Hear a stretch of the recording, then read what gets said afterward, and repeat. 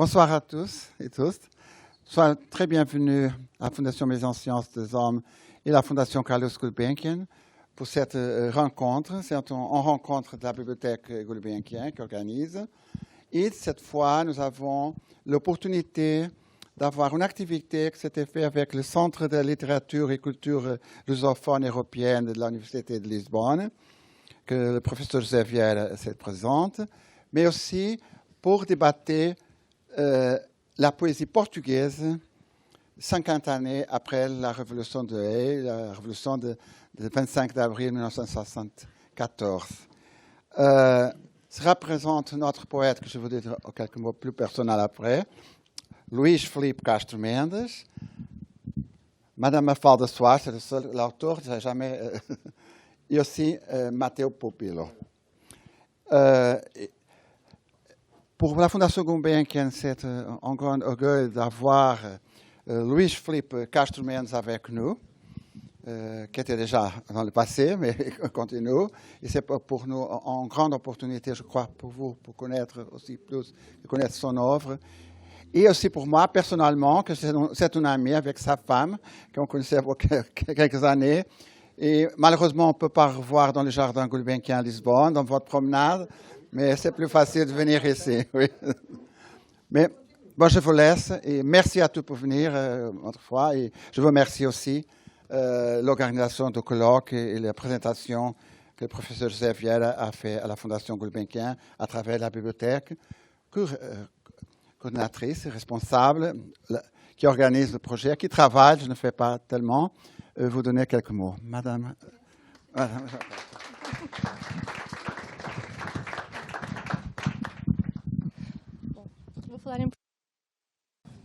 Boa tarde a todos, boa tarde, Sr. Embaixador. Bem-vindos a mais um encontro da Biblioteca Gulbenkian, que congrega a palavra dos autores e dos investigadores. Muito obrigada pela vossa presença aqui na Fondation Maison des Sciences de l'Homme, que nos acolhe uma vez mais para um novo evento e a quem devemos um profundo agradecimento por nos proporcionar a oportunidade de realizar encontros neste espaço. É com grande satisfação que acolhemos esta tarde o primeiro encontro, As Andanças da Língua, Conversas em Português, Encontros Culturais, que resulta da colaboração com a Faculdade de Letras da Universidade de Lisboa, através da sua unidade de investigação, Grupo 1, Literatura e Cultura Portuguesas, do Centro de Literaturas e Culturas Lusófonas, CLEPUL, com a nossa delegação da Fundação Carlos Gulbenkian em Paris. As duas instituições têm como objetivo desenvolver uma série de debates focados na promoção da cultura, da língua e da literatura portuguesas. Manifestamos o nosso orgulho em estar associados a este notável projeto. Gostaríamos de expressar o nosso profundo agradecimento também à Faculdade de Letras da Universidade de Lisboa e aos nossos primeiros convidados deste ciclo por terem aceitado o convite e estarem connosco esta tarde para nos falarem sobre a poesia portuguesa 50 anos depois da Revolução de Abril. Portanto, Luís Filipe Castro Mendes, muito obrigada por estar connosco esta tarde. Poeta, escritor e diplomata, foi cônsul-geral no Rio de Janeiro, embaixador de Portugal em Budapeste, Nova Delhi, na Unesco de Paris e no Conselho da Europa em Estrasburgo. Foi Ministro da Cultura entre 2016 e 2018. O conjunto da sua obra foi galardoado com o Prémio Nacional de Poesia Teixeira de Pascoais em 2021, tendo anteriormente vencido o Prémio de Poesia do Pen Club, o Prémio Dom Dinis da Fundação Casa de Mateus e o Prémio António Quadros da Fundação com o mesmo nome.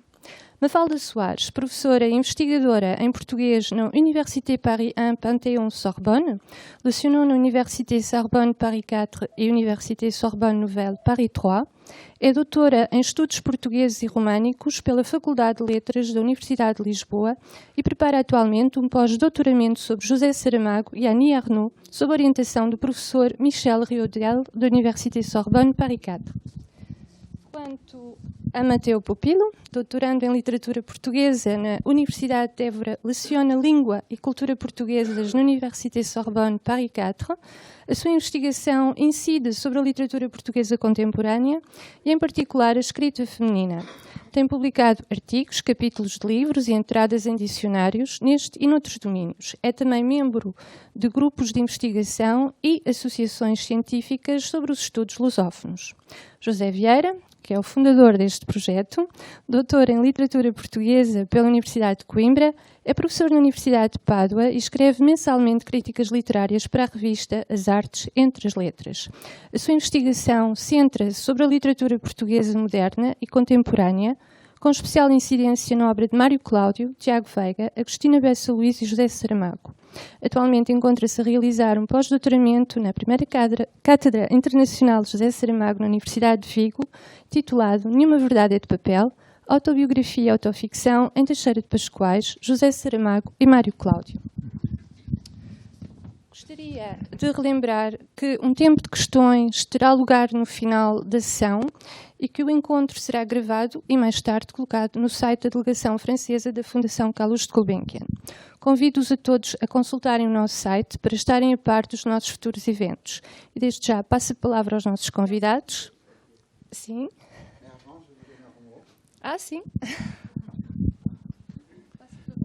Avec mes excuses, mais il faut dire que nous avons l'honneur aussi d'être présente Son Excellence l'ambassadeur du Portugal et Son Excellence l'ambassadrice de Portugal à l'UNESCO et que nous faisons rejoindre avec grand plaisir. Excusez-moi, c'est un peu personnel, mais tout le monde dit à la Fondation que quand je suis venu pour Paris, je reste plus libre et pas tellement protocolaire. Mes excuses, mais c'est un grand honneur. Merci. Muito boa tarde. Começo por cumprimentar o nosso anfitrião, o Dr. Nuno Vassalo e Silva. Cumprimento também os senhores embaixadores, o nosso convidado, poeta, os nossos moderadores e todos aqueles que aqui estão presentes. Em primeiro lugar, gostaria de agradecer em nome do CLEPUL e do Grupo 1 Literatura e Cultura Portuguesas, em nome da professora coordenadora do CLEPUL, a professora Serafina Martins, que cumprimenta todos aqui presentes, e eu tenho um pequeno texto de apresentação, não é muito longo, não é muito melancólico, porque estamos aqui sobretudo para ouvir o nosso poeta e para falarmos de literatura. E começo com uma epígrafe de Virgílio Ferreira. Da minha língua vê-se o mar. Em 1991, em Bruxelas, ao receber o Prémio Literário Europália, o escritor Virgílio Ferreira afirma, durante o seu discurso, a seguinte frase que me intrigou desde a primeira leitura. Da minha língua vê-se o mar. A língua portuguesa é a língua mais falada no hemisfério sul. Todas as noites, cerca de 278 milhões de pessoas em todo o mundo sonham em português. Todos os dias, milhões de pessoas pensam, falam, escrevem, criam e amam em língua portuguesa. Uma língua com um tão vasto número de falantes nos continentes europeu, africano, americano e asiático, nascida num país do extremo ocidental da Península Ibérica, tornou-se, assim, numa língua pluricontinental de cultura e de civilização. Se me permitem, e ainda como forma de captácio benevolência, invoco José Cardoso Pires, escritor português que, em 64, num texto intitulado Lá vai o português, depois adaptado para E agora José, escreveu o seguinte: Lá vai o português, lá anda, mal nasce, deixa de ser criança, fica logo com 8 séculos. Ora, que língua é esta na qual nascemos ou que aprendemos, que nos preenche de imediato com 800 anos e na qual vemos o mar? A minha provocação não pretende dar respostas, mas contribuir, isso sim, para o sabor doce, álacre e garrido das perguntas. Trabalhar com a língua e com a cultura e com a literatura é aprender a duvidar. Aprender, sobretudo, a fazer perguntas. Por isso, hoje não iremos falar dos mais de 8 séculos de Portugal, mas sim sobre a poesia portuguesa ao longo destes 50 anos de liberdade e democracia e abril. Por isso também é que a Fundação Calouste Gulbenkian, Delegação de Paris, e o Grupo 1 Literatura e Cultura Portuguesas do CLEPUL, da Universidade de Lisboa, inauguram hoje as Andanças da Língua, conversas em português, encontros culturais, com o propósito de debater inúmeros temas da cultura, da língua e da literatura portuguesas. As Andanças da Língua pretende reunir diferentes gerações de poetas, escritores, artistas e intelectuais da cultura portuguesa, sempre com a moderação de jovens investigadores e professores, aproximando assim a comunidade civil e a comunidade académica. de forma aberta, democrática e cosmopolita, as andanças da língua conversas em português querem criar um espaço de debate e de troca de ideias. Por isso, termino como comecei. Da minha língua vê-se o mar, pois onde houver um falante de português, aí será Portugal. Melhor, perdoai-me. Aí vive a língua portuguesa. Muito obrigado.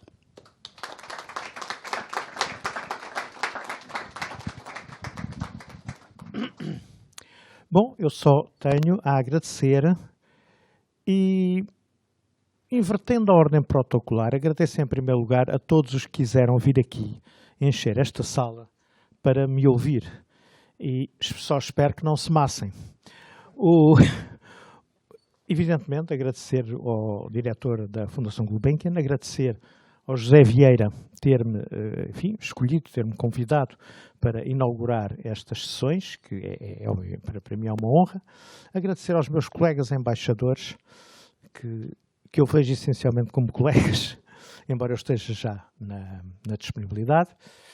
E, enfim, agradecer a todos. Eu preparei um texto, que espero que não seja muito maçador, sobre a poesia portuguesa e o 25 de Abril. Em que é que o 25 de Abril mudou, afetou, influiu na evolução da nossa poesia. E, em primeiro lugar, tenho que pôr uns óculos. Portanto, o texto tem como título Nos 50 anos da Revolução, a poesia portuguesa ontem e hoje. É com o maior gosto que venho falar-vos, a convite da Fundação Gulbenkian, convite que agradeço e que me deu muita alegria. Estamos a festejar este ano o 50º de uma revolução que transformou o nosso país e as nossas vidas, restituindo-nos as liberdades que nos tinham sido negadas pelo regime de Salazar. E a poesia está ligada a essa transformação, porque a poesia é a afirmação plena da liberdade por sobre todas as formas de negação da vida e da humanidade que nos envolvem e oprimem. Como nos diz o poeta Mário Cesarini, enquanto um só homem, um só que seja, e ainda que seja o último, existir desfigurado, não haverá figura humana sobre a terra. A poesia é a liberdade livre, no dizer luminoso de Rimbaud, e nunca pode aceitar a negação da liberdade, mesmo quando aparenta falar do lado que lhe é oposto, como um Pound com Mussolini ou um Neruda com Stalin. Quantas vezes os tiranos se fazem passar por libertadores. Hannah Arendt nota, aliás, a propósito de alguns poemas menos felizes de Brecht, que um poema politicamente distorcido e forçado nunca pode ser um bom poema. Fernando Pessoa, em 1935, reagindo com fúria a um discurso de Salazar que vinha contrapor aos intelectuais sonhadores nostálgicos do abatimento e da decadência, os novos criadores que construíam cantando e rindo, Mário Beirão, os amanhãs cantantes do Estado Novo, dizia: ficamos sabendo, todos nós que escrevemos, que estava, isto é o Fernando Pessoa, ficamos sabendo, todos nós que escrevemos, que estava substituída a regra restritiva da censura, não se pode dizer isto ou aquilo, pela regra soviética do poder. Tem que se dizer isto ou aquilo. Em palavras mais claras, tudo quanto escrevemos não só não tem que contrariar os princípios do Estado Novo, mas tem de ser subordinado às diretivas traçadas pelos orientadores do citado Estado Novo. Fim de citação. Osip Mandelstam, preso e exilado na Sibéria por um poema contra Stalin, dizia que ninguém preza tanto a poesia como os regimes totalitários, onde um poema pode custar a vida ao poeta. Ali a poesia é empenhamento inteiro e risco total. Houve tempo em que esteve na moda pretender que a poesia não se devia ocupar da política. Sem necessidade de lembrar Dante, que descreve com deleite as penas infernais que imagina para os seus inimigos políticos, nem Camões, que termina o seu poema com conselhos políticos muito definidos e diretos, dirigidos ao seu rei, lembra aqui Alexandre O'Neill e o seu VAT 65. Abaixo a política, antes a poesia, que é a coisa mais séria. Seria? E foi nesse ano de 1965 que Manuel Alegre publicou Praça da Canção, livro que acompanhou com a sua voz a nossa luta contra essa ditadura que alguns queriam, e ainda hoje querem, disfarçar de dita mole. Nos anos 40 do século passado, meus pais, quando jovens estudantes universitários, frequentavam nos lados da margem sul do Tejo os recitais de poesia de Maria Barroso. Ali, a voz extraordinária daquela grande senhora e grande atriz trazia os versos de combate de Álvaro Feijó, Carlos de Oliveira, Sidónio Moralha e tantos outros ao coração de todos aqueles que a ouviam a sonhar com um mundo melhor e a conceber formas de lutar por ele. Estes recitais tiveram custos para os que os organizaram e para a própria Maria Barroso, que em junho de 1947, na sequência de um recital em Santarém de poemas julgados comunizantes pelo governador civil daquela cidade, foi interrogada na PIDE. Como Maria Barroso conta, tive um arrepio na espinha, mas isso não fez quebrar a minha vontade e a minha posição de não denunciar ninguém e de assumir a responsabilidade na escolha dos poemas. O processo acabou por ser arquivado, mas condicionou o fim da carreira da atriz de Maria Barroso. Em 1948, o governo de Salazar dá ordem ao Teatro Nacional da Ana Maria II para não a contratar mais. Os ditadores estão realmente atentos à poesia. A poesia veio para a rua nos dias da Revolução, como nos mostra, com a força conjugada da poesia e da pintura, o verso de Sofia de Melbrenner Andersen, A Poesia Está na Rua, iluminado pelo belíssimo cartaz de Maria Helena Vieira da Silva. E é de Sofia também o poema que se tornou a mais perfeita representação poética do 25 de Abril. Esta é a madrugada que eu esperava, o dia inicial inteiro e limpo, onde emergimos da noite e do silêncio e livres habitamos a substância do tempo.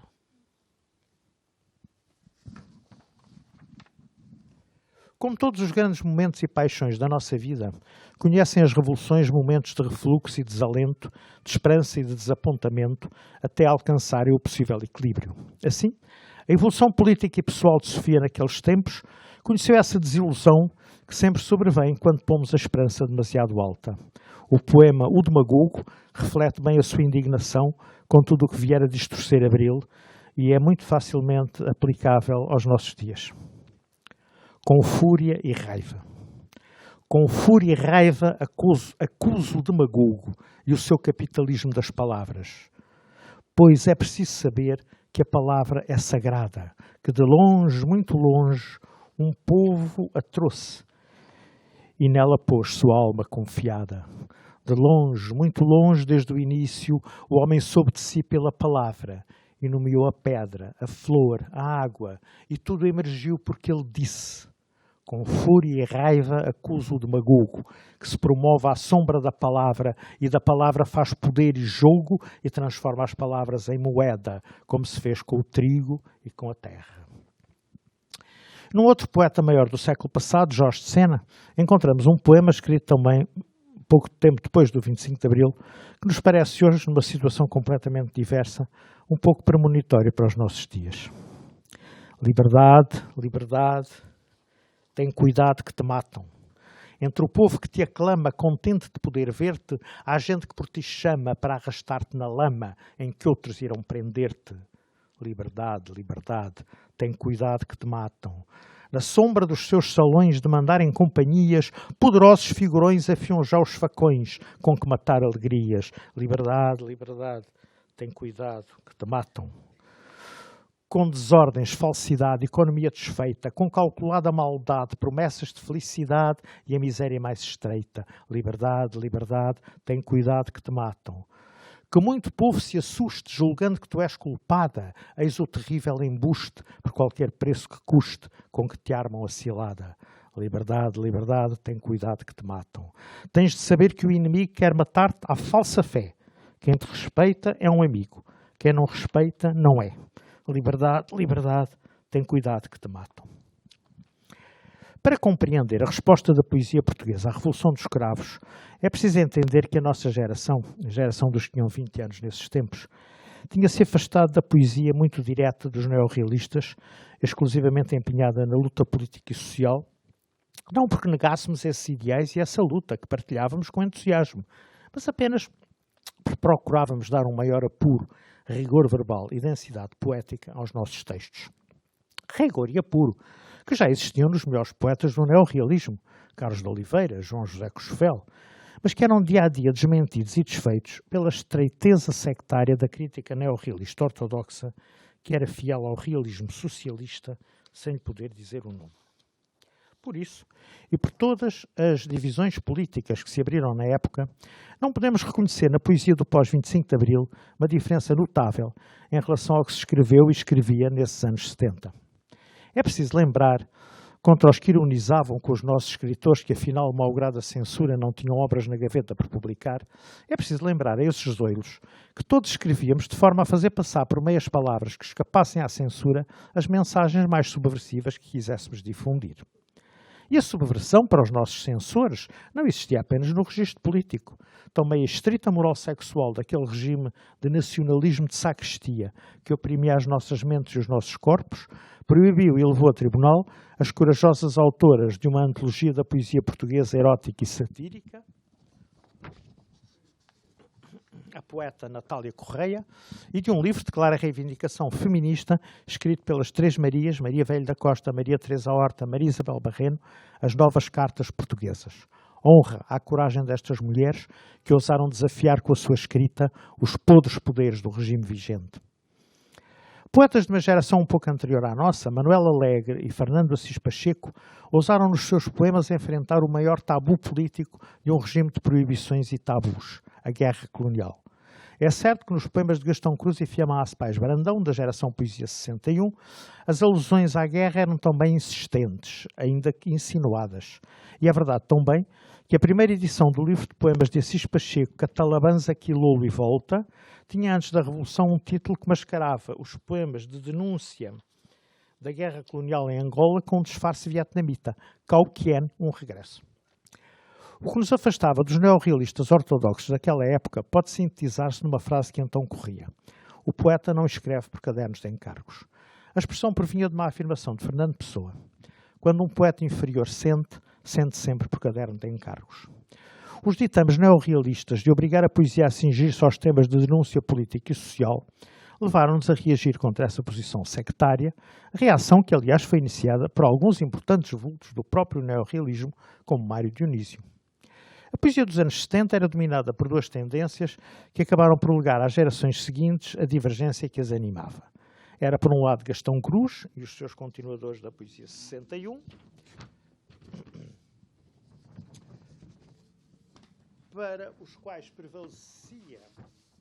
para os quais prevalecia a densidade e o rigor textual, e, por outro lado, Joaquim Manuel Magalhães, defensor de um regresso ao real, libertando alegadamente a poesia do espartilho da concisão e da densidade, caminhando antes, na esteira de Rui Belo, para uma ideia de que a poesia é também uma conversa, como defendia T.S. Eliot.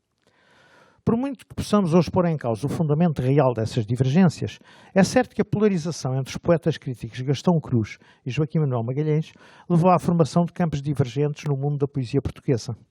De um lado, os da poesia 61, em que se distinguiu o próprio Gastão Cruz, Fiamma Pais Brandão, Maria Teresa Horta e Luísa Neto Jorge. Do outro lado, surgiam os poetas já de Branco Alexandre. Adiante falarei de Nuno Júdice.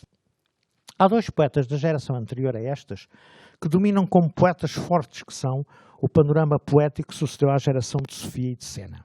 Um é o já citado Rui Belo, o outro Herberto Helder. Ambos regressam à discursividade na poesia, que fora posta em causa pela geração da poesia 61. O primeiro, Rui Belo, cultiva uma discursividade aparentemente solta, tributária do real cotidiano e das suas consequências no dizer do poeta. O segundo cria magistralmente uma discursividade mítica e intensa, uma realidade mágica e transcendente, ligada à riqueza de uma infinita imaginação criadora. A influência de Herberto em todos nós foi intensa e apaixonada, a ponto de o já referido Joaquim Manuel Magalhães ter escrito uma carta aberta a Herberto. Eu nunca tomei uma bica consigo, Herberto Helder, começa, em que assume que a sua própria definição como poeta teve que ser feita em luta contra a influência e o fascínio da obra de Herberto. Em todos nós veio pesar esta angústia de influência. Eu penso que ao arrepio destas polaridades, Nuno Júdice, que hoje festejaria o seu aniversário, Nuno Júdice construiu uma obra forte e coerente, em que o discurso poético, sempre sob a vigilância de uma profunda e sábia ironia, vem construir um mundo próprio, quer a partir das referências mais simples e cotidianas, como Rui Belo, quer através das mais ricas alusões culturais, como João Miguel Fernando Jorge. Há, contudo, na obra de Júdice, que se afirma de livro para livro, uma originalidade que o coloca, na minha opinião, acima de todas essas clivagens em que se foi formando a poesia portuguesa nossa contemporânea. É uma voz, ouso dizê-lo, tão única e original como a de Herberto Helder. Luís Miguel Nava representou também uma viragem e um modo de ver diferenciados das grandes tendências atrás discriminadas. Poeta do corpo e da materialidade mais rasa do corpo, a sua poesia assume a economia verbal de um Gastão Cruz, combinando-a com um muito particular e físico visionarismo. Do mesmo modo, na poesia de Manuel Guzmão, vem encontrar-se numa obra superiormente conseguida a concisão verbal de Carlos de Oliveira, com a imaginação sem freio de Herberto Helder, numa síntese animada pelos mesmos ideais do neorrealismo, mas muito superior em potência expressiva. Temos depois poetas como António Ramos Rosa, de uma geração anterior à nossa, que continua a tecer a sua riquíssima malha poética até ao fim da sua vida e talvez não lhe tenhamos prestado suficiente atenção. Temos poetas de solar claridade no dizer, como António Osório, António Manuel Pires Cabral, e poetas que recuperam a lição do grande David Mourão Ferreira e praticam, com tanta graça quanto a rigor, as formas fixas da tradição poética como Vasco Graça Moura.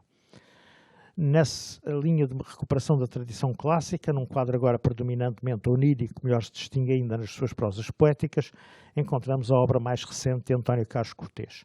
Temos a poesia vasta e coerente de um Luís Quintais, um dos mais sérios trabalhadores do verso nos últimos anos.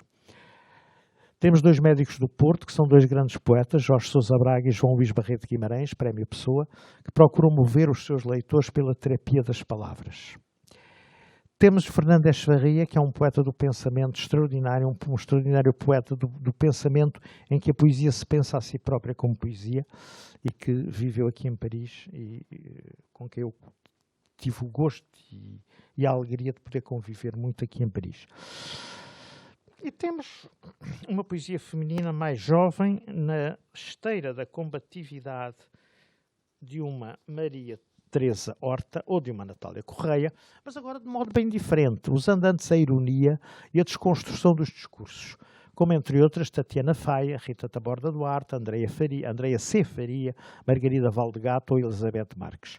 A poesia continuou durante estes 50 anos a dar-nos boas surpresas, de que apenas citei algumas, ao acaso da minha memória e dos meus gostos pessoais. Não é minha intenção dar-vos uma lição magistral sobre a poesia portuguesa dos últimos 50 anos, com todos os seus movimentos e correntes. Fui, aliás, prevenido pelo José Vieira para não fazer uma intervenção muito académica. O que é curioso, estando eu aqui rodeado de académicos. E eu sou o único que não sou académico. Mas, depois de tentar traçar um quadro da nossa situação nos anos 70 e dos debates e polémicas desses anos, que conheceram, como vos disse, uma notável continuidade do tempo, e de referir a alguns dos poetas mais importantes surgidos nas últimas décadas, procurarei a seguir transmitir-vos a minha ideia geral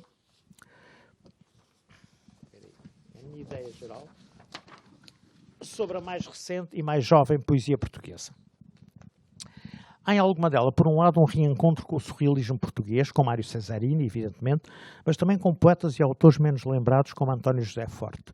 Essa redescoberta do surrealismo deve muito à irreverência de Cesarini, com que alguns dos poetas das novas gerações procuram identificar-se na sua revolta contra o mundo mercantilizado e infantilizado em que a esfera pública se tornou. O surrealismo português foi com efeito um surrealismo de revolta, que quis até chamar-se abjecionismo. Há também uma corrente poética, que são os poetas sem qualidades, que aparece já no ano 2000, no século XXI, e que vai do regresso ao real, de Joaquim Manuel Magalhães, para o que eu chamaria o desgosto do real ou o desengano do real. É uma poesia profundamente desenganada. Por outro lado, o que eu chamo os poetas resistentes, que, perdida a ilusão de mudar a vida e o mundo através da poesia, encaram a poesia antes como uma resistência das palavras à sua mercantilização, desencantamento e mediocridade, que os novos meios de comunicação social, por um lado, e uma escolaridade avessa à cultura humanística, por outro, têm vindo a impor no nosso espaço público. Estes novíssimos poetas não aparecem já em grupos cerrados e combativos, desafiando as anteriores gerações. Apresentam simplesmente as suas propostas poéticas e trabalham a linguagem nesse trabalho de resistência pelas palavras à vulgaridade e à estupidez conquistadoras do nosso espaço público, de que vemos hoje, em Portugal como em França, os corrosivos efeitos políticos. Não é verdade que a poesia seja hoje menos a transformar-nos naquela seita secreta que Julian Gracq, no seu magnífico panfleto de 1950, La littérature à l'estomac, defendia como o verdadeiro público da poesia e da literatura. Não os consumidores da literatura de massas, mas aqueles leitores que aderem no segredo do seu coração ao livro que leem e constituem uma sociedade secreta que o autor criou, mas sobre a qual não tem, senão vagos indícios. Em todo o caso, por irredutivelmente sejam, por desconhecidos que nos sejam aqueles a quem chegamos no segredo do seu coração, os poetas e os seus leitores em Portugal continuam a manter um espírito gregário que os leva a encontrar-se de vez em quando para ler os seus poemas e conversar sobre poesia. Nem tudo está perdido. Ou, como escrevia o grande e saudoso poeta Manuel António Pina, não é o fim nem o princípio do mundo. Calma, é apenas um pouco tarde.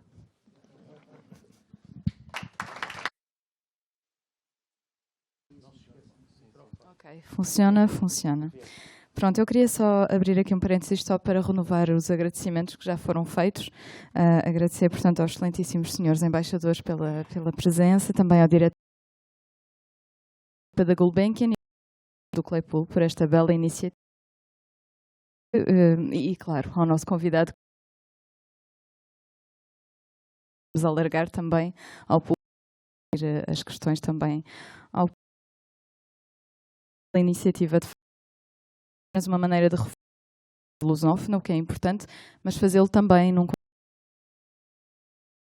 a rede lusófona dialogue com a francesa em que nos encontramos e que é uma realidade que conhece muito bem, não é? De facto, pronto. Eu agradecer e passo então a palavra ao meu colega. Boa tarde a todos. Obrigado pela vossa presença. Faço minhas as palavras do Dr. José Vieira e da minha colega e amiga doutora Mafalda Borges Soares. Saúdo, obviamente, o nosso poeta e também vejo ali os nossos alunos, que agradeço muito pela generosidade e por receberem sempre de bom grado os nossos estímulos, porque sem alunos nós também não seríamos professores. E, claro, um grande obrigado à delegação da Gulbenkian em França, que faz um trabalho ímpar de divulgação da língua e da cultura portuguesa. E também não estou a ser muito protocolar, mas queria também saudar os senhores embaixadores e o diretor. Pronto. E tenho, a propósito da sua belíssima, porque no fundo foi uma lição, e foi uma lição muito estimulante, o nosso título, de facto, é a Poesia Portuguesa 50 anos depois da Revolução de Abril, mas eu, embora o título, portanto, aponte para o período posterior à Revolução de Abril, ocorre-me uma pergunta que temporalmente pressupõe um pequeno recuo no tempo e uma pergunta talvez seja um bocado ensaística, espero que não, mas na sua evolução qual foi, na sua opinião, desculpe, qual foi a notória evolução entre a poesia que se escrevia antes do célebre e tão desejado evento histórico e a que se passou a escrever depois. E já falámos da poesia 61, que era de investimento textualista, apesar de esse textualismo não rasurar uma posição de compromisso com o ambiente de opressão vivido na época e que tinha, portanto, uma preocupação com a escolha da palavra e com a sua expressão mais depurada, mas concomitantemente articulando-a com a defesa da liberdade como princípio estrutural desse discurso. E, portanto, dito isso, podemos dizer que uma primeira mudança na poesia portuguesa se dá justamente com esse movimento e com as identidades inconformistas que o integraram? Bom, como eu disse na minha intervenção, a poesia portuguesa não conheceu uma mudança de fundo com o 25 de Abril. Isso explica-se porque nós antes já escrevíamos, não é? Eu fiz esta alusão à ideia dos escritores, afinal não tinham nada nas gavetas, não tinham porque iam publicando como podiam, e com censura, e com livros apreendidos, mas mantinha-se, digamos, a escrita. E a escrita nesse tempo era importante, porque vivíamos numa ditadura e nas ditaduras, como dizia o Mandelstam, a poesia é mais importante, porque transmite uma mensagem, passa uma... e, nesse sentido, eu penso que a poesia 61 é uma poesia que se apropria dos temas do neorrealismo. A grande poesia de intervenção social e política do século XX é o movimento neorrealista, está no movimento neorrealista. Embora, enfim, possamos encontrar no Gomes Leal, no Antero de Quental, no Guerra Junqueiro, grandes poetas da ação política, não é? Mas o neorrealismo é, de facto, um movimento que corporizou uma certa resistência. E a transformação que as gerações, como a minha, fizeram, digamos, deram a esse movimento, a essa linguagem neorrealista, a essa linguagem de contestação, efetivamente mudou, mas mudou já antes, quer dizer, isto é, já nos anos 70, antes da Revolução, já havia, digamos, essas tendências já se estavam a afirmar. Atualmente, só as pessoas de mais de 60 anos é que têm a imagem, a memória, quer do 25 de Abril, quer do regime anterior. Portanto, nós estamos um bocadinho a falar para pessoas que têm do 25 de Abril a imagem que lhes é transmitida ou pelos livros, ou pelos professores, ou pelos pais, ou pela família. Isto é uma visão e depois que evidentemente vai ao encontro das opções pessoais, das preferências pessoais. Eu penso que no último 25 de Abril, em Lisboa, e no Porto também, se manifestou uma grande vontade coletiva de mantermos a democracia, que está em risco, como em toda a Europa, não é isso? E nos Estados Unidos. A democracia está em risco. Portanto, o movimento que houve no 25 de Abril de convergência das pessoas saírem para a rua, as pessoas saíram para a rua porque não querem perder a democracia. Isso é um aspecto. Na poesia, eu fiz aqui uma leitura que pode ter sido um bocadinho enfadonha, porque é uma leitura de nomes. E o ideal teria sido, mas não tinha tempo para isso, fazer corresponder cada nome a um poema e ler os poemas que estes autores, que eu considerei os mais importantes e significativos de 25 de Abril até hoje, o ideal teria sido apresentar poemas e fazer através de poemas essa história. Mas não era possível, há limites de tempo e constrangimentos que não permitem usar esse método, e por isso eu digo sim, a poesia portuguesa estava pronta para a Revolução, estava madura para a Revolução, e atualmente, digamos, na escrita não há ameaça da censura. Eu estive num encontro de poetas no Luxemburgo, um encontro de poetas europeus, e nesse encontro a poeta húngara falou das perseguições que têm sido alvo, das campanhas que têm sofrido, que têm havido contra ela, por assumir determinadas posições políticas e sociais. Portanto, este testemunho da poeta húngara mais me confirmou o privilégio que é nós vivermos em democracia. Obrigado por responder. E passo sim, claro. Eu vou só colocar uma questão muito rápida e depois abrimos para o público, devem ter questões, claro. Tendo em conta que estamos em contexto internacional, portanto estamos em França, eu gostaria de lhe colocar uma questão relativamente à Europa.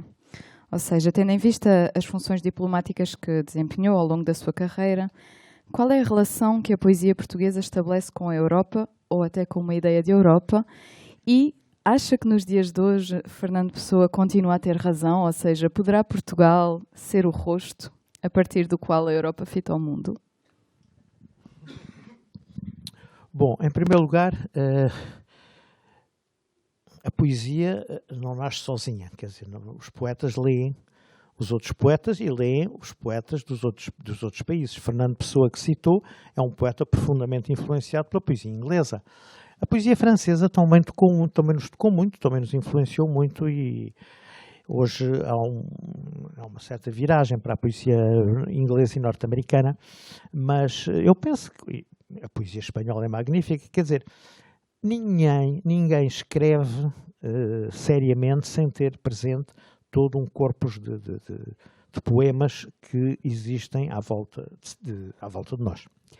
Quanto à relação com a Europa, sim, há poemas interessantes sobre a Europa. Eu, há tempos, fiz uma pequena antologia da poesia que se ocupava da Europa, desde o Vasco Graça Moura, com poemas irónicos sobre a vida em Bruxelas, à Filipa Leal, que tem uma jovem poeta, que tem um poema extraordinário, àquela Europa que nasceu com a austeridade e com as políticas de equilíbrio financeiro e que, de facto, comprometeram muito a imagem da Europa nos países que foram vítimas dessas políticas. Eu penso que a Europa está sempre presente nos nossos escritores, porque é evidente, é um horizonte, é o horizonte que nós temos. Neste encontro de poetas europeus, eu senti realmente que nós temos muitos problemas comuns, temos muitas questões que nos são comuns e que atravessam todos os nossos pensamentos, porque passamos de uma Europa da coesão, de uma Europa da solidariedade, de repente a uma Europa dos credores e dos devedores, a uma Europa não solidária. Essa situação mudou-se com a pandemia.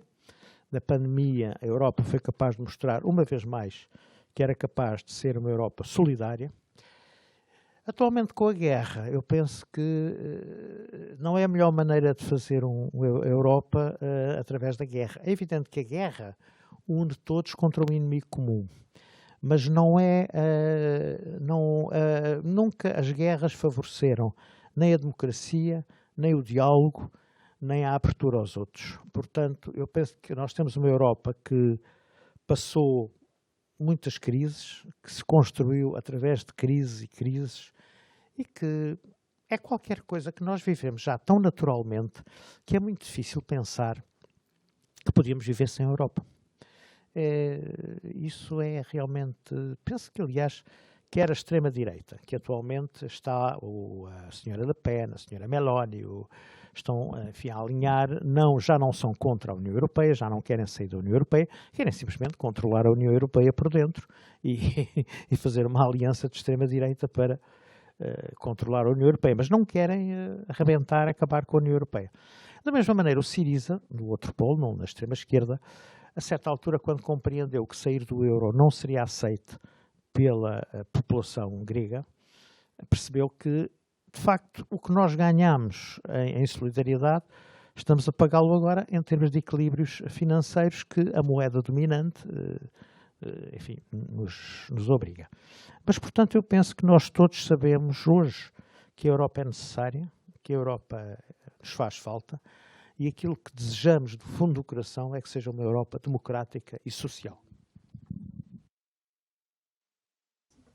Bom, nós gostaríamos também, como disse o Dr. José Vieira no início, com as andanças, digamos, da língua, pretendemos efetivamente encetar um debate entre comunidade académica e comunidade civil para estarmos cada vez mais próximos uns dos outros e, portanto, passaríamos a palavra ao público. Se alguém tiver alguma pergunta ou alguma curiosidade ou se alguém quiser fazer alguma observação. Eu sei. Muito obrigado.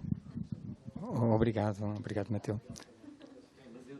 Muito obrigado pela excelente intervenção, Luís Filipe Castro Mendes, como grande conhecedor da poesia portuguesa, evidentemente, que nos fez aqui esta leitura, porque é também o poeta-leitor, e é o poeta, evidentemente, que constrói a sua poesia a partir também das leituras que faz, deste excelente panorama da literatura portuguesa e da poesia portuguesa, que nos deu, de facto, a grande riqueza da nossa poesia, que passa por todas as tendências. Isso eu acho absolutamente fascinante, que esteja sempre tão viva e, de facto, não tendo havido esta grande revolução, enfim, nos anos em 74, 75, porque, evidentemente, há uma continuidade afirmação de tendências que são múltiplas e variadas, de facto podem ser até um pouco contrárias ou contraditórias, entre uma poesia mais discursiva, ou mais metafórica, ou mais rasa, ou muito próxima do cotidiano.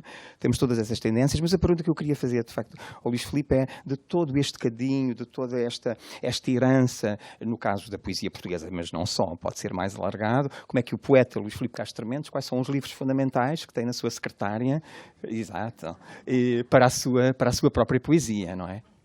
Como leitor. Os livros que tenho na minha cabeça e na minha mente e no meu percurso são, em português, o Álvaro de Campos, que de facto me fez transformar, quando em adolescente, a minha ideia da poesia.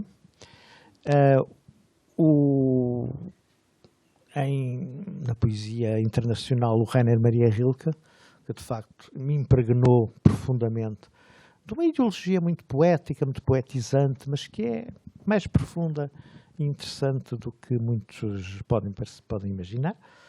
O Jorge de Sena foi uma influência muito importante, que para mim é o maior poeta português do século XX, depois do Pessoa.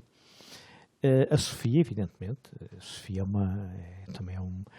E o Eugénio de Andrade, que tem sido um bocadinho subalternizado ultimamente, posto de lado, mas é também um grande poeta. E naturalmente o Herberto Helder, como eu referi, e o Rui Bel. Portanto, toda a poesia, uma pessoa que tenta escrever poesia, que se atreve a escrever poesia, tem na cabeça toda a poesia que leu. E tem na cabeça, como dizia um poeta americano, o Ben Lerner, nós nunca conseguimos atingir aquilo que sonharíamos fazer. Isso leva-nos às vezes a uma raiva à poesia.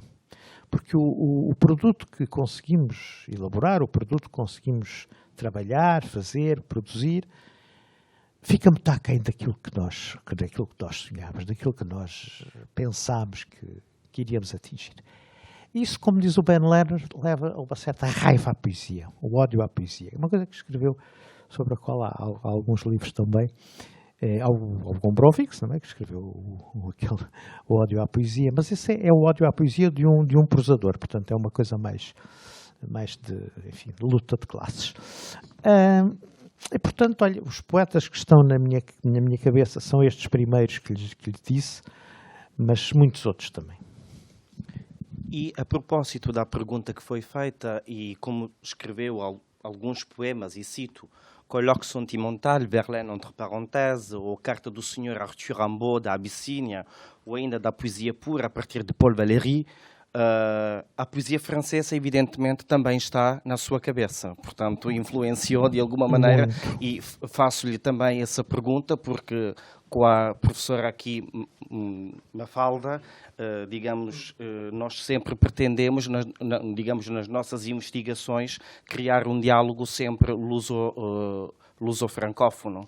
Sim, o Paul Valéry é muito importante para mim, mais que até como crítico do que como poeta, embora tenha poemas maravilhosos como o Cimetière Marant, La Jeune Parc, mas o Paul Valéry tem das definições de poesia que me parecem mais acertadas, que é a poesia é uma hesitação prolongada entre o som e o sentido. E, de facto, quem escreve um poema sabe, às vezes começa-se o poema pelo som, começa-se o poema por um ritmo, e esse ritmo depois faz nascer as palavras. Mas também pode acontecer, uma vez eu escrevi um poema em Moçambique, sobre a ilha de Moçambique, não é sobre, era um poema, e escrevi no avião, depois, quando voltei a casa, li o poema e aquilo de repente transformou-se num soneto.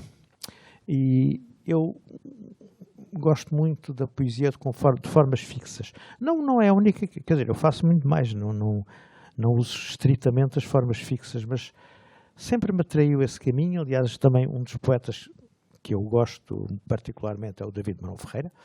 E portanto, essa ambição de conseguir brincar com as formas fixas, o jogo de fazer versos, sempre me atraiu.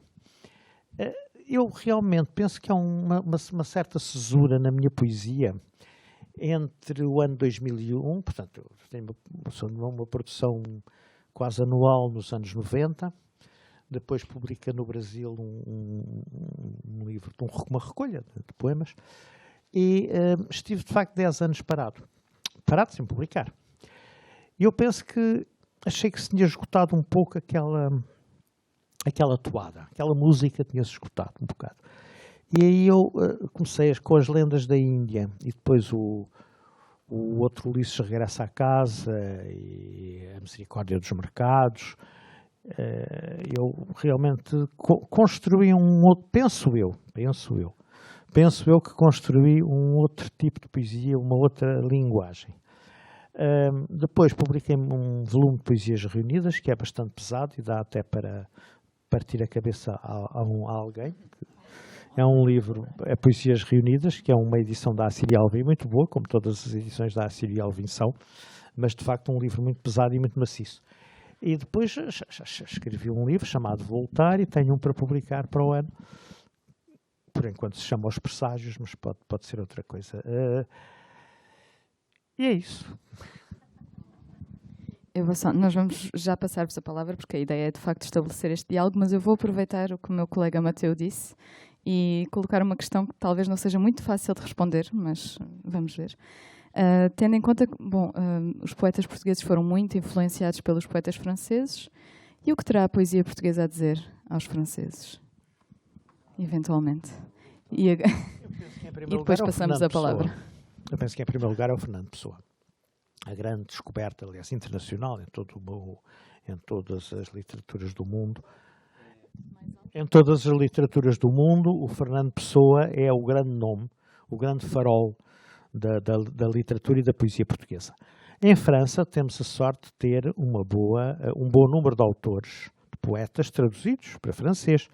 O Nuno Judice, o António Ramos Rosa, o Herberto Helder, o Mário Cesarini, enfim, é uma série de poetas que se podem encontrar nas livrarias francesas, que foram traduzidos para francês.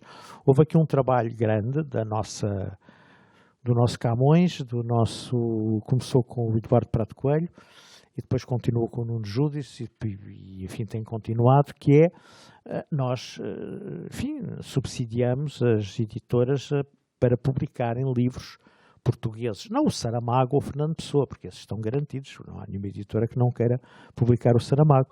Mas há outros autores que, justamente, as nossas instituições públicas procuram apoiar a sua edição. E, portanto, a poesia portuguesa também tem o seu lugar em França, mas tem o lugar que tem a poesia, que não é o lugar primeiro. O lugar primeiro são sempre os romances. As traduções dos romances, os romancistas estão sempre à frente dos poetas, porque é assim, porque contam histórias, porque, enfim, é outra coisa, não é. E o meu amigo Mário Cláudio, já agora, o nosso comum amigo Mário Cláudio, costumava dizer-me que os poetas são os preguiçosos. E, de facto, é verdade, a gente escreve, quer dizer, a gente não escreve com aquele ritmo, com aquele ritmo de trabalho, de nos levantarmos, de sentarmos à secretária, de sabermos o que vamos escrever, porque os poemas são um bocado inesperados, é um encontro de som e de sentido, portanto, não é muito fácil. É evidente que se a pessoa quiser trabalhar a poesia, consegue fazer. Agora, por exemplo, pediram-me um poema sobre a Revolução. Mande-nos um poema inédito sobre a Revolução. Eu tenho poemas antigos sobre a Revolução, mas eu não consigo escrever agora, de repente, porque me dizem um caderno de encargos, olha, escreva aí um poema sobre a Revolução. Enfim, não participei nessa antologia, porque, de facto, pedirem-me um poema inédito sobre a Revolução é assim, até me desinspira, quer dizer, não. Mas, portanto, é isso. O Mário Cláudio tem razão, porque nós, de facto, o nosso trabalho, há um grande trabalho depois para emendar os poemas, organizar os poemas, organizar o livro, organizar os capítulos, criar ali um todo coerente. Isso é um trabalho. Então, tem. Agora, a criação do poema não é para mim, para outros talvez possa ser, mas não é para mim uma coisa que se possa fazer de oficina, não é? Enquanto que a prosa não, realmente. O romance, eu imagino, o romancista tem na sua cabeça uma história, uma ideia e vai desenvolvendo e e depois vai com entusiasmo. Eu, quando escrevi um romance, A Correspondência Secreta, de facto tinha esse entusiasmo. Eu acordava de manhã a pensar no que ia fazer aos meus personagens nesse dia, e isso divertia-me, portanto, achei muito divertido escrever um romance. Não sei se os leitores acharam tão divertido, visto que não foi muito lido, mas de qualquer maneira é evidente que o trabalho de escrever um romance é completamente diferente do trabalho da poesia. Bom, e então voltaria a passar a palavra ao público e temos ali já uma pessoa. Boa noite, obrigada pela sua intervenção, parabéns. Eu sou brasileira, sou professora de comunicação social no Brasil. O senhor mencionou uma publicação no Brasil e eu gostaria de saber se há alguma influência de poetas e poetisas brasileiros e do próprio Brasil na sua obra. Obrigada. Bom, eu vivi 5 anos no Brasil e seria difícil não ter uma influência do Brasil na minha obra. Eu tenho um livro que foi escrito no Brasil, que é Os Amantes Obscuros, que foi publicado numa coletânea de poesia que lá publiquei. E eu avisei que precisava de microfone porque a minha voz tende a baixar, não é? Portanto, o Brasil é importante para mim. Eu tenho um livro dedicado ao Brasil, que é Os Dias Inventados. Não é um livro que eu hoje gosto muito, porque, enfim, por várias razões, mas é evidente que o Brasil, para mim, foi um grande estímulo. Tenho vários poemas sobre o Brasil. Escrevi também alguns ensaios sobre o Brasil e as relações entre a cultura portuguesa e a cultura brasileira.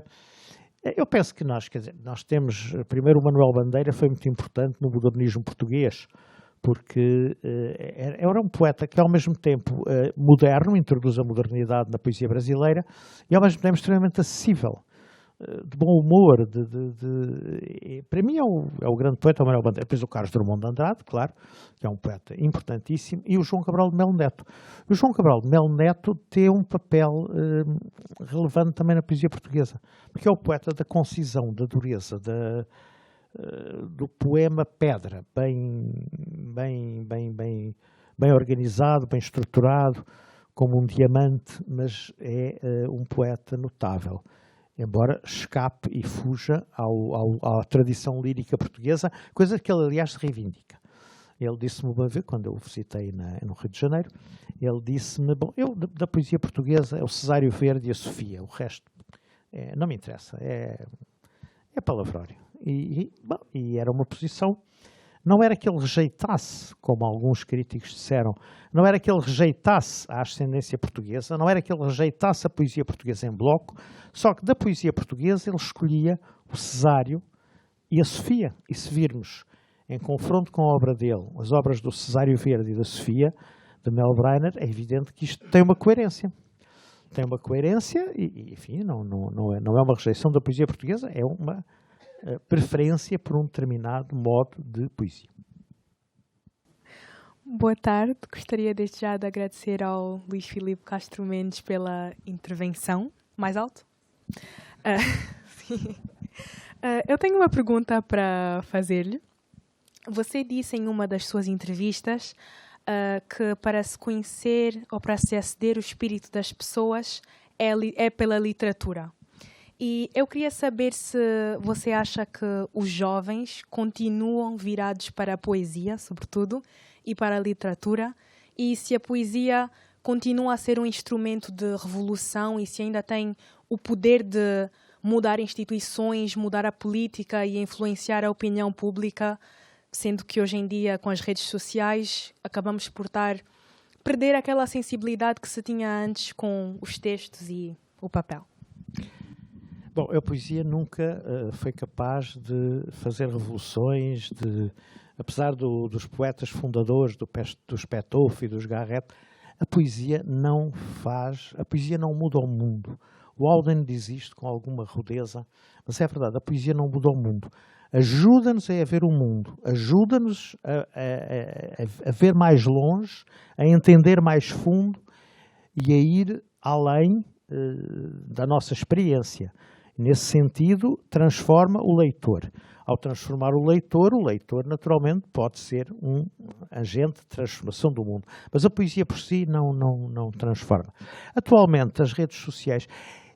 eu vejo muita gente e muitos jovens a aderir à poesia. Nós temos estes encontros de poesia por todo o lado. E aparece muita gente nova e interessada com poemas. O que acontece é que as editoras acham, e provavelmente têm razão, que não vende. Poesia não vende. E como não vende, e as editoras estão cada vez a reduzir mais a sua, digamos, o seu campo de edição, o que acontece é que a poesia hoje instala-se noutros meios de comunicação. Nas próprias redes sociais, que nem sempre são, muitas vezes são mecanismos de embrutecimento, mas podem ser também mecanismos de libertação, de comunicação, de pôr em contacto as pessoas umas com as outras e os poetas uns com os outros. Portanto, eu diria que realmente, apesar de nós não termos como os romancistas grandes edições, grandes parangonas, montras das livrarias, jornalistas, enfim, isso é mais os romances americanos, devo dizer. Ultimamente na nossa imprensa as críticas são mais a todos os romances americanos, ao Booker Prize, hoje está estabelecido esse cânone da literatura americana, ao ponto de muitas pessoas dessa área literária terem ficado admiradas por terem dado o prémio Nobel a uma francesa. O que é uma francesa? Uma francesa a ter o prémio Nobel. Quer dizer, porque houve de facto, quer dizer, instalou-se um certo desdém pela França que não foi... mas não é certo, não é correto. Mas é verdade, o mundo anglo-saxónico sobrepôs-se à nossa cultura tradicional latina, e isso aconteceu em todo o lado. Era uma pergunta sobre que importância tinham os antigos poetas, antigos do Estado Novo, na poesia depois da Revolução. Os poetas do Estado Novo não existem, não tinham qualidade poética. Existiram. Antes do Estado Novo, os poetas do século XIX. Os poetas do século XIX têm importância. Nós temos grandes poetas do século XIX, dos quais aqueles que mais influenciaram a poesia atual são o Cesário Verde, o Camilo Peçanha, o Antero de Quental. E há outros nomes que infelizmente estão esquecidos injustamente, como o Gomes Leal e até o Guerra Junqueiro, que tem coisas interessantes. Mas os poetas que estão no núcleo, digamos, no cânone da poesia mais contemporânea, são de facto o Cesário Verde, o Camilo Peçanha e o Antero de Quental. Esses poetas estão muito vivos na nossa prática literária, na nossa cultura literária, como, evidentemente, o Camões, que é enorme e que ele, de facto, é um grande reconstrutor da língua portuguesa. E ninguém escapou à influência do Camões. E os que recusam o Camões, como o Fernando Pessoa, fazem-no por causa daquela angústia de influência que o Bloom descreve. O Pessoa queria ser o Super Camões. E para ser o Super Camões tem que menorizar a escrita do Camões, dizer que os Lusíadas não fazem sentido, dizer que o Camões foi um imitador do Petrarca, um mero imitador do Petrarca, como se os poetas não se imitassem uns aos outros através dos séculos, e sempre foi assim. Mas, bom, também houve a reação anti-Fernando Pessoa, nós falávamos há bocado, pondo o Teixeira de Pascoais acima do Fernando Pessoa, foi o caso dos surrealistas, do Cesarini e da Agostina Bessa Luís, que escreve um romance, O Susto, em que o confronto do Fernando Pessoa com o Teixeira de Pascoais é o tema do romance a favor do Pascoais. Que é um grande poeta, atenção, o Pascoais é um poeta enorme. Agora vou mudar de chapéu. Eu gostava, senão, a experiência de um poeta quando teve responsabilidades políticas. Isto insere-me algo um bocadinho mais largo, tenho que confessar, não é?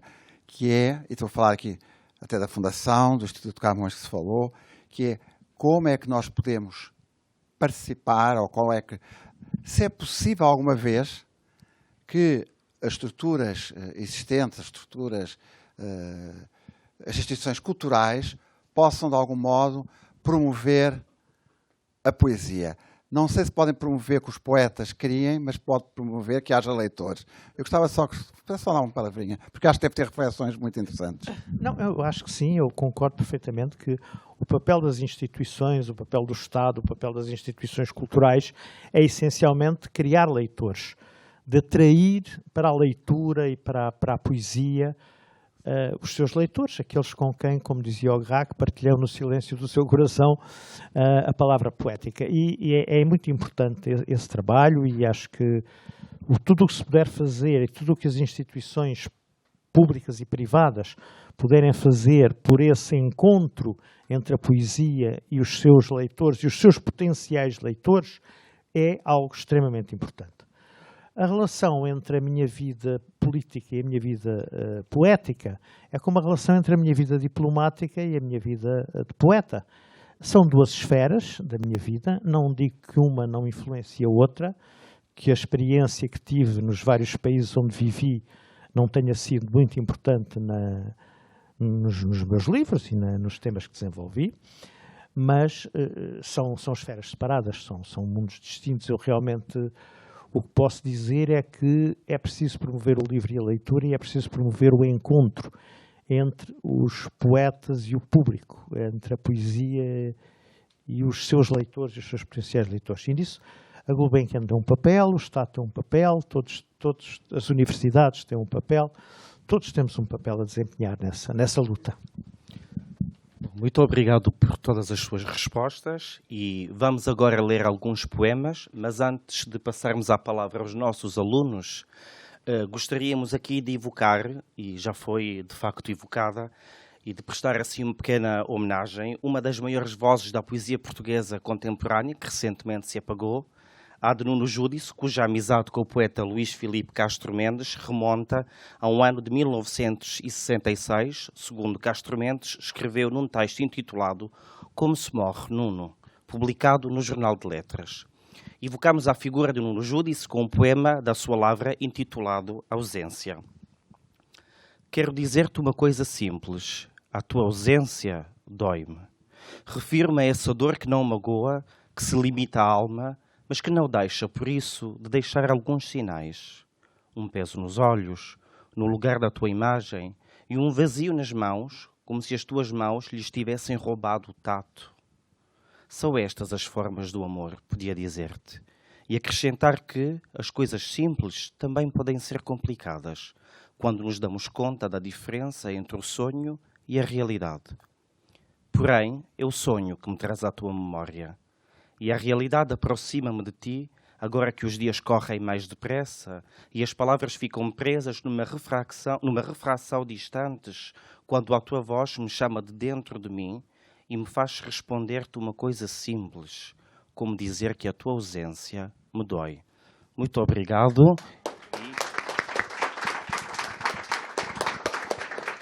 Talvez queira dizer alguma coisa sobre Nuno Júdice. Muito obrigado por essa referência ao Nuno Júdice.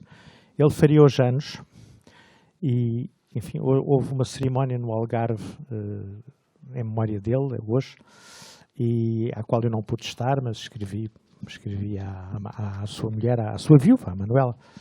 E esse texto, Como se morre, Nuno, acho que exprime bem o que eu sinto. Foi no JL.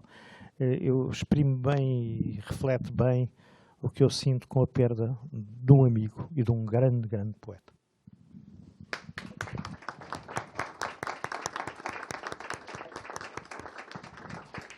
Muito obrigada. Nós agora vamos ter aqui um momento de participação dos nossos alunos, na verdade, em que vão ler alguns poemas, e vou já chamar a Noemi para o primeiro.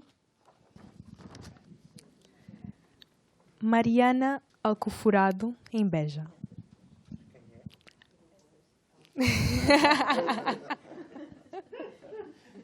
Repito, Mariana Alcoforado, em Beja. Chamili, uma paixoneta de miúda. É verdade que com ele descobri toda a potência do meu corpo. E a meia dúzia de cartas, mal traduzidas para francês, que lhe mandei, desesperada. Diziam do poder da minha mágoa, a força mais extrema de afirmar, na escrita que nos transporta da crua dor, a pura soberania. O meu poder aí cresceu, na alvorada da minha adolescência. E esse poder de ter escrito, ninguém me pode roubar, como me roubaram no fim da vida a eleição para a abadesa. Obrigada.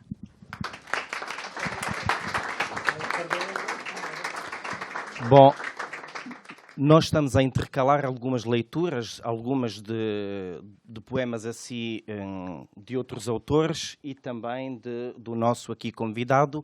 E agora eu chamaria aqui Meite Fernandes. Obrigada. Liberdade, de Miguel Torga. Liberdade que estás no céu, rezava o Padre Nosso que sabia, a pedir-te, humildemente, o pio de cada dia. Mas a tua bondade omnipotente nem me ouvia. Liberdade, que estás na terra. E a minha voz crescia, de emoção, mas um silêncio triste sepultava a fé que ressumava da oração. Até que um dia, corajosamente, olhei noutro sentido e pude, deslumbrando, saborear, enfim, o pão da minha fome. Liberdade que estais em mim, santificado seja o vosso nome. Obrigado. Guillaume. Guillaume não é nosso aluno, mas já foi, mas ele continua a ser.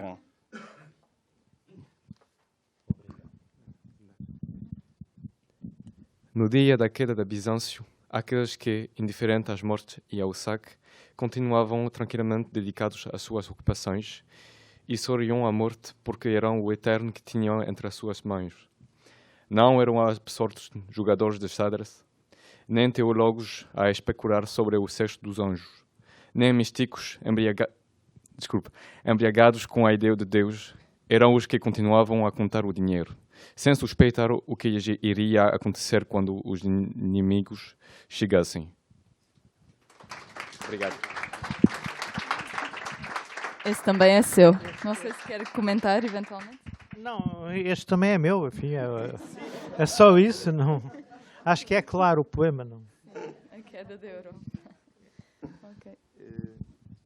Chamaria agora a Ximene. Boa tarde a todos. Bem, eu vou ler um poema que se chama A Cor da Liberdade, de Jorge de Sena. Não hei de morrer sem saber qual a cor da liberdade. Eu não posso senão ser desta terra em que nasci, embora ao mundo pertença e sempre a verdade vença. Qual será ser livre aqui? Não hei de morrer sem saber. Trocaram tudo em maldade. É quase um crime viver. Mas, embora escondam tudo e me queiram cego e mudo, não hei de morrer sem saber qual a cor da liberdade. Muito bem. Chama a Cecília. Cecília, por favor, sim. Okay. Olá. Vou ler 25 de abril, de Sofia de Melo Breiner Anderson. Okay. É muito pequeno. Esta é a madrugada que eu esperava. O dia inicial inteiro e limpo, onde emergimos da noite e do silêncio e livres habitamos a substância do tempo.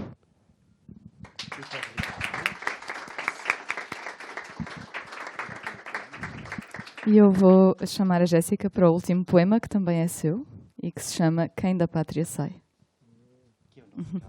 Que é o nosso caso e foi por isso que o escolhemos. Então, quem da pátria sai?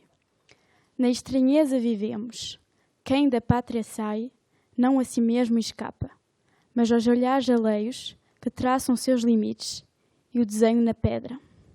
Quando voltamos, a pedra fiz areia e os desenhos em coisa nenhuma ou em meras cinzas que voaram entre as árvores e depois se perderam no ar e na terra.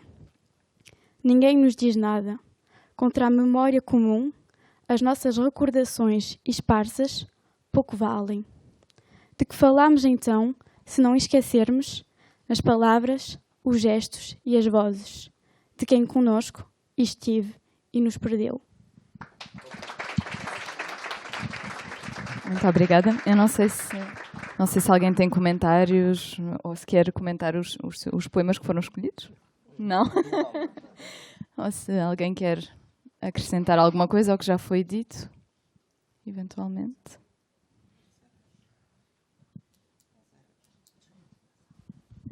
Bom, não sei se...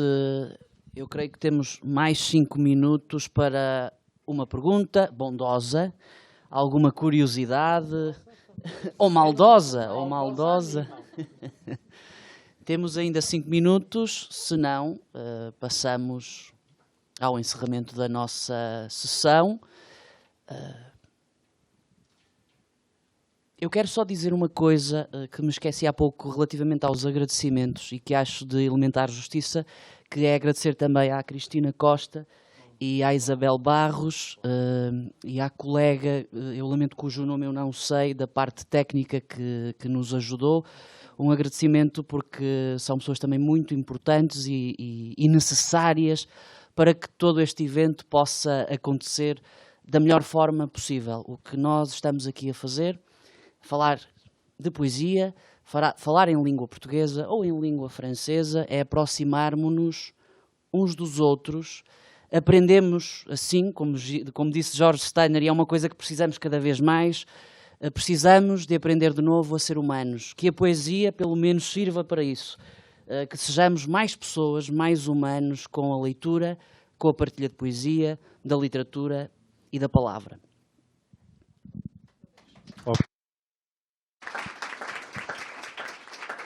E, portanto, se não há mais perguntas, damos este primeiro encontro por encerrado e agradecemos, sobretudo, a presença também do público, que nos honrou com a sua presença. Foram numerosos, de facto.